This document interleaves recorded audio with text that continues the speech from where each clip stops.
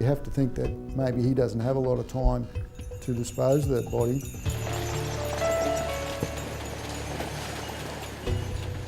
And all he wants to do is cover up his crime and get back to trying to act normal in front of people. Catching a killer sometimes means thinking like one. They go places because they know where to go and they know how to get out. Especially when evidence and clues are few and far between. Reviewing how long it takes to walk from point here to the creek, how long it takes to drive that same route. We're using some common sense perspective in our approach.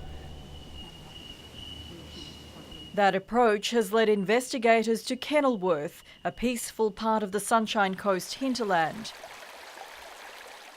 which they suspect is the final resting place for Selina Bridge, Sabrina Ann Glassop and Jessica Gordy, who disappeared during 1998 and 1999. It's early morning and the Special Emergency Response Team is scouring treacherous terrain looking for anything that could confirm police suspicions. Moving. They're lowered more than 100 metres down a ravine, keeping a close eye out for shoes, clothing, camping equipment and human remains, both on the surface and beneath the foliage. The search along the 2-kilometre-long stretch started 8 years ago, but was suspended after resources were directed into other cases, including that of missing teenager Daniel Morecambe. The objective is to locate these women's remains and, if we have enough evidence, to initiate a prosecution against somebody in relation to the missing women. All this area here has been done. This area is what we're getting completed now. Detectives Kim Cavell and Russell Sheehan are leading the revitalised investigation. This is the area they're most interested in, Balumba Creek Road from Mullaney-Kenilworth Road and into the Conondale National Park.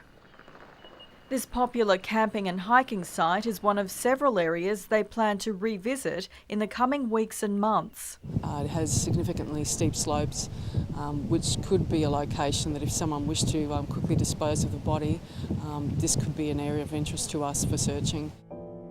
British backpacker Selina Bridge vanished first in the area in July 1998. Essentially, Pyburn is the last place she was seen, is that right? It's believed that Pyburn was the last place that Selina has walked past and we believe has been sighted by a number of people. Pyburn was a facility for troubled Indigenous youth. The 28-year-old spoke briefly to several people there as she walked along Balumba Creek Road towards a campsite about 1 kilometre away. What might have happened from here? We believe that she didn't make it to the campsite, that someone has intercepted her and taken her away. Police think she accepted a lift to the grounds where she planned to spend the weekend. So why this location then? This location is an extension of the roadway going through the campsite, leading further into this bush area. Teacher's aide Sabrina Ann Glassop, better known as Anne, disappeared in May 1999. She had dinner at her home on Balumba Creek Road with her estranged husband the night before. He was to return and have breakfast and read the paper with her that morning. It was their usual Saturday tradition. Her car was found at nearby Little Yabba Creek, but she was nowhere to be seen.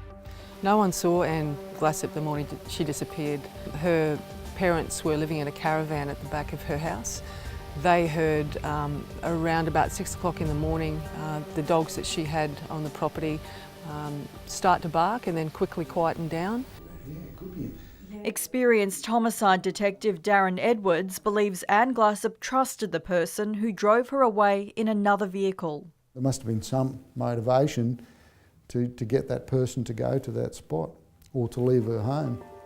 Nambour school student Jessica Gordy disappeared a few months later. How difficult was the investigation, given that you didn't have a body or a crime scene? It doesn't get much harder than, no admissions, no crime scene, no body. Police arrested the man at a Kenilworth property. Despite the obstacles, Mark Wright and his partner charged former Piarburn youth worker Derek Sam with the teenager's murder. She'd been babysitting his children in Nambour the night she went missing. He was the last person to see her alive. The story itself that he gave us just wasn't a practical story. After almost 15 years behind bars, Sam will be allowed to apply for parole next year. Police hope it's refused, unless he tells them where Jessica's body is. He's going to have spent the time in jail. Why not just help us get the body back so she can, at least the family can be happy? Investigators have long suspected Sam was also involved in the disappearances of the two women, but no charges have ever been laid. Derek Sam, by his own admission, was the last person to see Selena Bridge alive. We're also aware that he knew Anne Glassop. To what extent he knew, we don't know. That's certainly been an assumption for a lot of people, that Jessica Gowdy's remains are somewhere close to where the other two women's remains are. For the families involved, news of the search and bolstered investigation is bittersweet. You don't like to get your hopes up about something, because then, you just get let down. While he's encouraged by the renewed interest in the case, Anne Glassop's son Jed Moore has lost faith police will ever solve the mystery. What would it mean to you if her remains were found? Yeah, I guess it's something that we long for is that closure to, be able to put Mum to rest and say those final goodbyes. I'd like nothing better than to solve this. I'd like nothing better than to ring the family members and tell them that we have.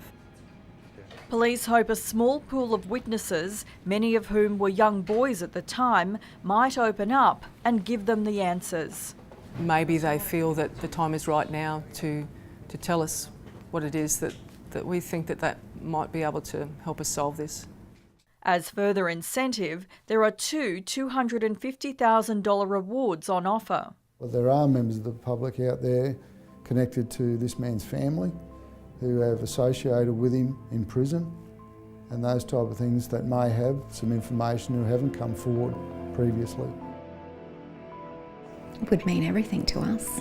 Yeah, we could, put her to rest, have somewhere that we could visit her. We would love to get that closure and to find Mum's body, but the reality is there's a hell of a lot of forest out there. Officers in the new task force promise to persevere. It's been a pretty challenging investigation. I'm hopeful that one day we can solve it, especially for the families, and to bring them closure.